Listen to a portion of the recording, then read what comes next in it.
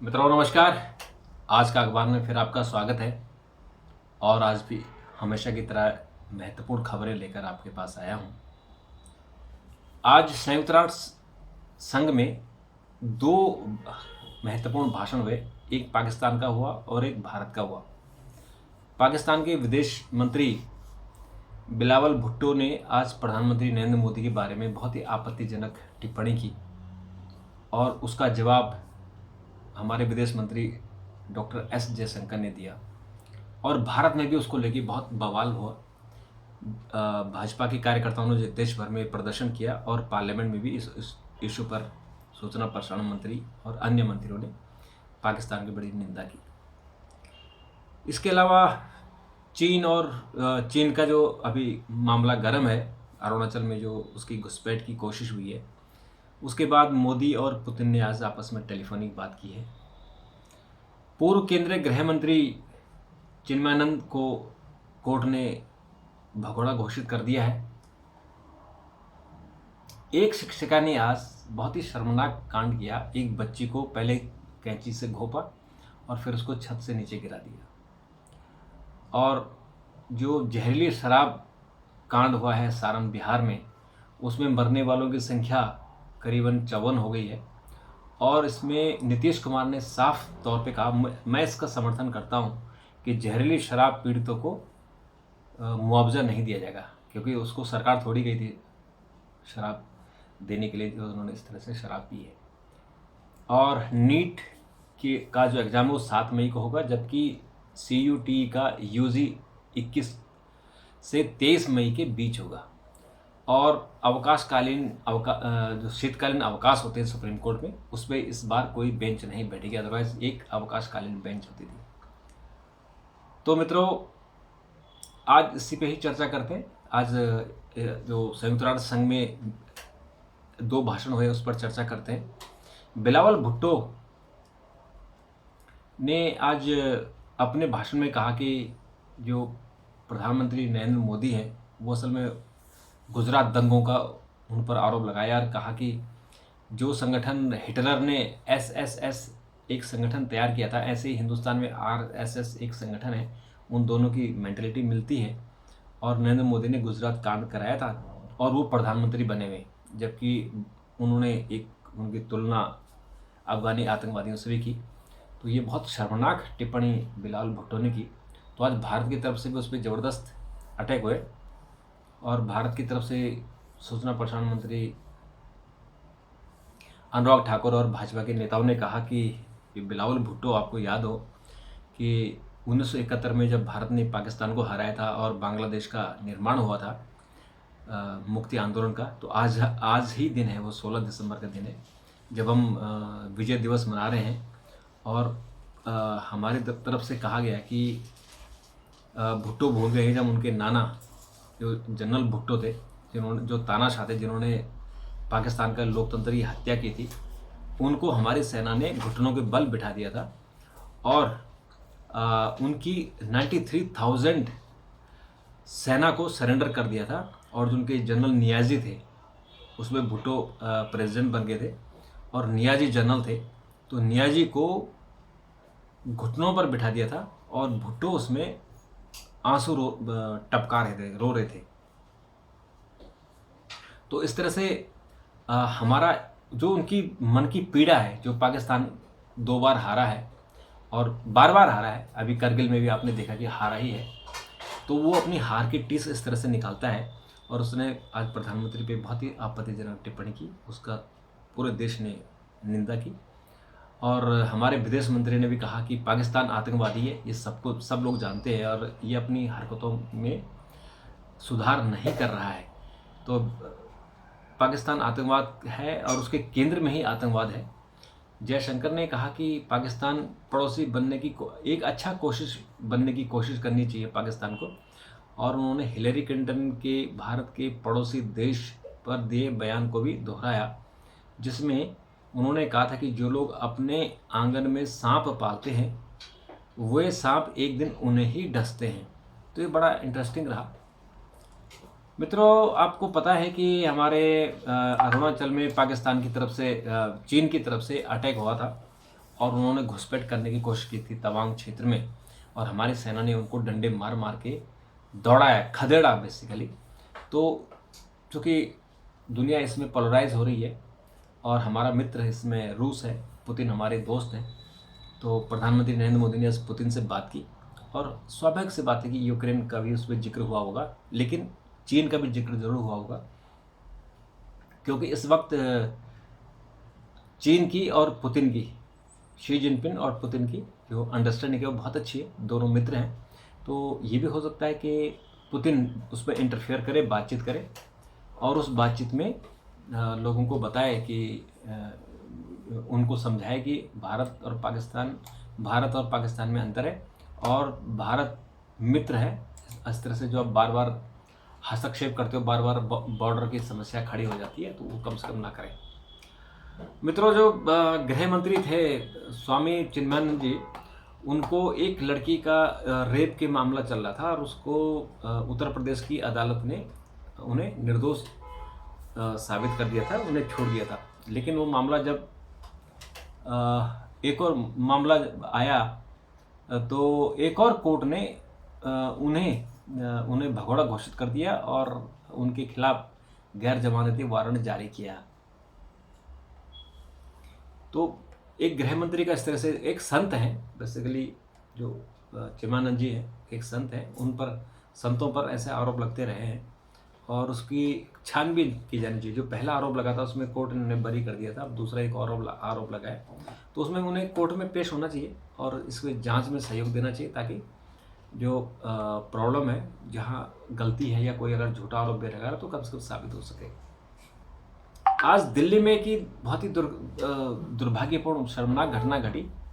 एक सेंट्रल जिला के देशबंधु गुप्ता रोड मॉडल बस्ती इलाके में एक प्राइमरी स्कूल में एक शिक्षिका ने 5वीं कक्षा की छात्रा पर पहले कैंची से हमला किया और फिर से स्कूल की छत से स्कूल की पहली मंजिल से फेंक दिया, और उसको घायल अवस्था में छात्रा को हिंदू अस्पताल में भर्ती कराया गया, जहां उसकी हालत गंभीर बनी हुई है, हालांकि खतरे से बाहर है, और पुलिस ने शिक्षिका के खिलाफ हत्या का प्रयास समेत कई अपराधों में उसे हिरासत में ले लिया है। मुकदमे दर्ज हो गए और उसको जेल भी भेज दिया गया। तो ये एक शिक्षिका, एक गुरु, क्या हम कल्पना करते हैं गुरु के बारे में, और इस तरह से पहले उसको कैंची घोंपी उस पर और फिर बाद में उसको छत से फेंक दिया, वो पहली मंजिल से नीचे फेंक दिया। तो उसकी किस्मत अच्छी थी कि उसको चोट आई, और अभी वो ठीक है, वो अस्पताल में है, लेकिन ठीक है। नीतीश कुमार ने कहा है कि जो बिहार में जहरीली शराब पीने से लोग मरे हैं, उनके पीड़ितों को मुआवजा नहीं दिया जाएगा, और उन्होंने साफ साफ कहा कि जो विधानसभा में हल्ला मच रहा था, तो उन्होंने उसमें हस्तक्षेप करते हुए कि शराब के सेवन को निंदनीय बताया और कहा कि जहरीली शराब के सेवन से मौत होने पर मुआवजा देना गलत है। मुख्यमंत्री ने भाजपा का नाम लिए बगैर कहा कि जो लोग शराबबंदी के समर्थन में थे वे अब इसके खिलाफ बोल रहे हैं। मुख्यमंत्री ने कहा कि वह ही राज्य में शराबबंदी को लेकर सख्ती की है। सुप्रीम कोर्ट के मुख्य न्यायाधीश DY चंद्रचूड़ ने कहा है कि शीतकालीन अवकाश के दौरान 27 दिसंबर से 1 जनवरी तक उच्चतम न्यायालय की कोई पीठ उपलब्ध नहीं होगी। केंद्रीय गृह मंत्री किरण रिजिजू ने बृहस्पतिवार को राज्यसभा में कहा कि लोगों को लगता है कि अदालत की लंबी छुट्टियां फरियादियों के लिए सुविधाजनक नहीं है। रिजिजू ने इस बयान के मद्देनजर प्रधान न्यायाधीश की यह घोषणा महत्वपूर्ण है कि जो कि जैसे मैंने कहा कि इसमें सरकार और सुप्रीम कोर्ट के बीच में थोड़ा टसल चल रही है, और वो टसल चल रही है कॉलेजियम सिस्टम को लेकर। किरण रिजिजू ने संसद में कहा था कि जो वैकेंसियां हैं, करीबन 420 हाई कोर्टों की जज की वैकेंसी खाली और 1 जज सुप्रीम कोर्ट में खाली है, उनकी वैकेंसियां इसलिए नहीं भरने की कॉलेजियम अपने नाम नहीं दे रहा है, और सरकार की इसमें लिमिटेड भूमिका है। जो नाम भेजे जाते हैं उन्हीं में से सरकार को छांटना पड़ता है, सरकार खुद भर्ती नहीं कर सकती। तो उन्होंने कहा था कि जो पेंडेंसी है, यानी जो अदालतों में कोर्ट केस लंबित हैं, उन कोर्ट केसों के लंबित होने का कारण जजों की नियुक्ति ना होना है और उसमें सुप्रीम कोर्ट का जो कॉलेजियम है उसको जल्दी से जल्दी देना चाहिए। तो इस बात को लेके उपराष्ट्रपति ने भी यही बात कही। उन्होंने 2 बार ये बात कही, फिर किरण रिजिजू बार बार कह रहे हैं। तो सुप्रीम कोर्ट ये बात समझ रहा है। सुप्रीम कोर्ट के जज ने कहा था कि हम अपने मंत्रियों को समझाएं, इस तरह की बयानबाजी न करें कॉलेजियम सिस्टम पर। तो मुझे लगता है कि इसमें आने वाले दिनों में जो एनजीएससी है वो दोबारा शायद सरकार लेकर आए, क्योंकि विपक्ष भी सरकार की तरफ आ रहा है। हम यहाँ क्यों हैं अगर इस अपनी अंतरात्मा की नहीं सुनते। उच्चतम न्यायालय ने व्यक्तिगत स्वतंत्रता की अहमियत पर प्रकाश डालते हुए शुक्रवार को कहा कि अगर यह देश के नागरिकों के मौलिक अधिकारों के उल्लंघन से जुड़े मामलों की कार्रवाई नहीं करता है तो वह हासिल विशेष संवैधानिक शक्तियों का उल्लंघन करने जैसा है।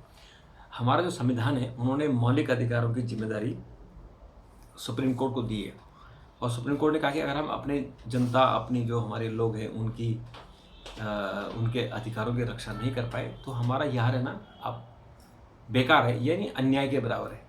तो इसमें सुप्रीम कोर्ट खुद आगे सोचेगी।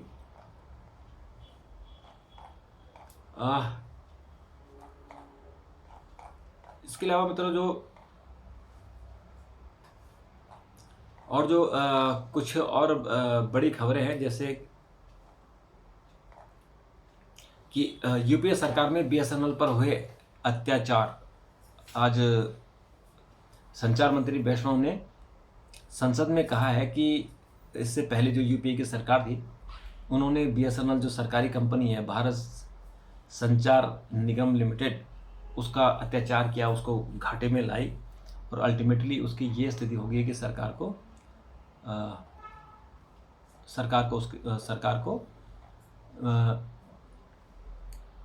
उसको गरीबी की हालत में लिया है। तो अब नई सरकार अब उसको रिवाइव करने की कोशिश कर रही है। आज राहुल गांधी की भारत जोड़ो यात्रा जयपुर पहुंच गई है और 24 तारीख को दिल्ली पहुंचेगी। तो जयपुर में उनको बड़ा अच्छा समर्थन मिल रहा है और लेकिन उन्होंने जो उनकी अगंभीर नेता की छवि है, जैसे पप्पू की छवि है, उसी के तहत आज उन्होंने जो प्रेस कॉन्फ्रेंस की कहा कि चीन की सेना भारतीय सैनिकों को पीट रही है, जबकि आपने वीडियो देखा कि भारतीय सेना चीनियों को पीट रही है।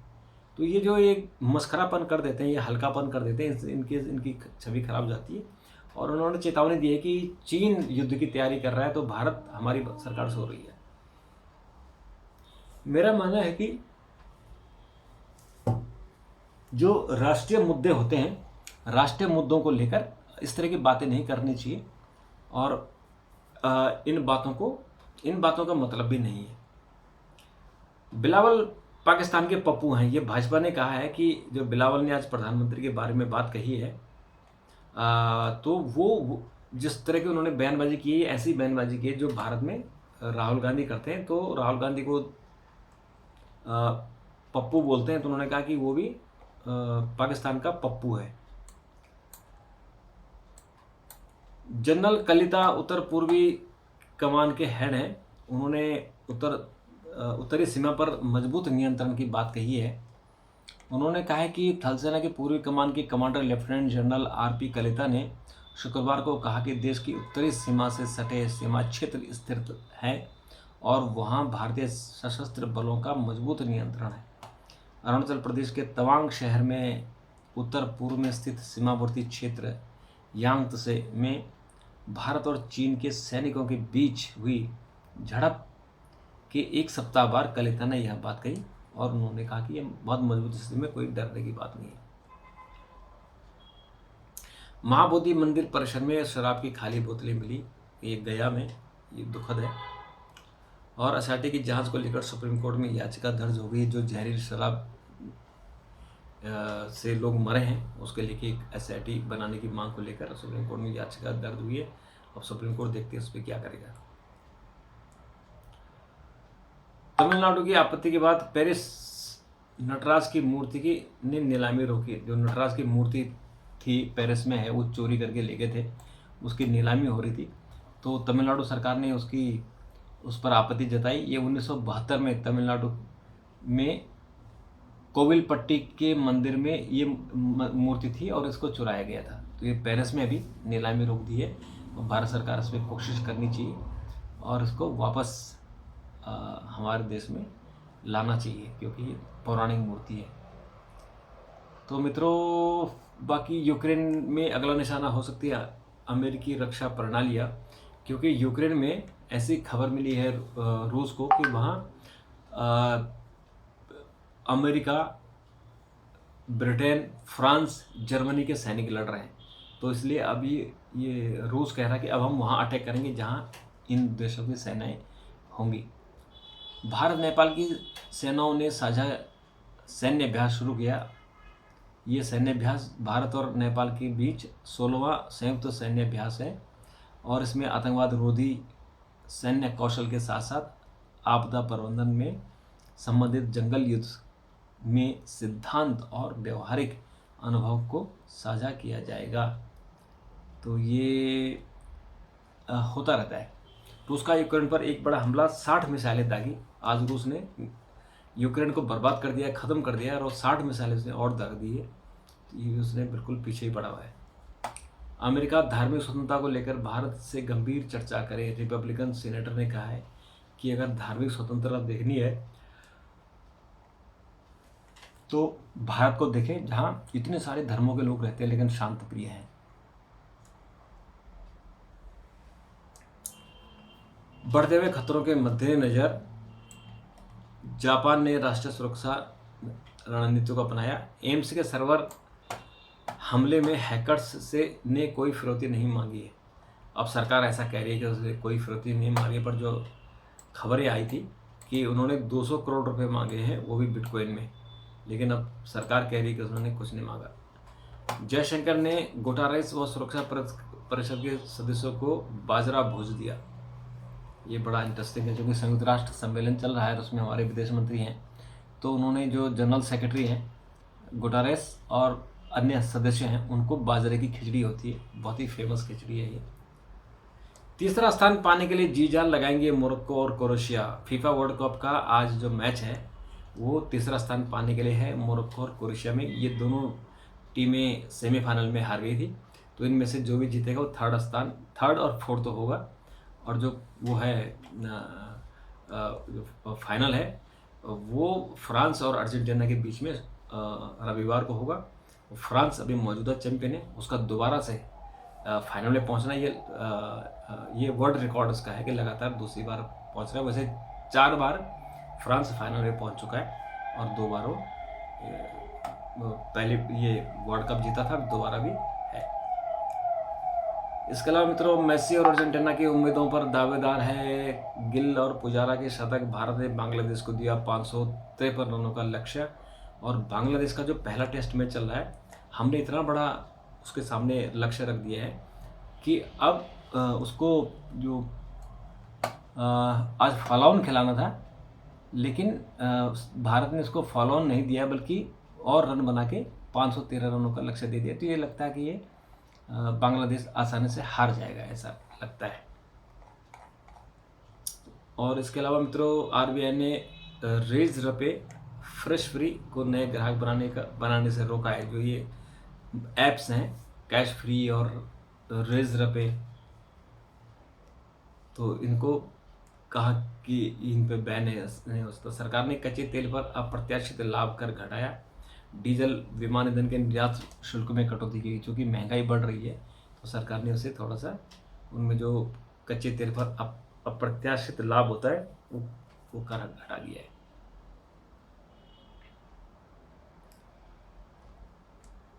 पुराने वाहनों का भी हो सकेगा भारत श्रृंखला में पंजीकरण।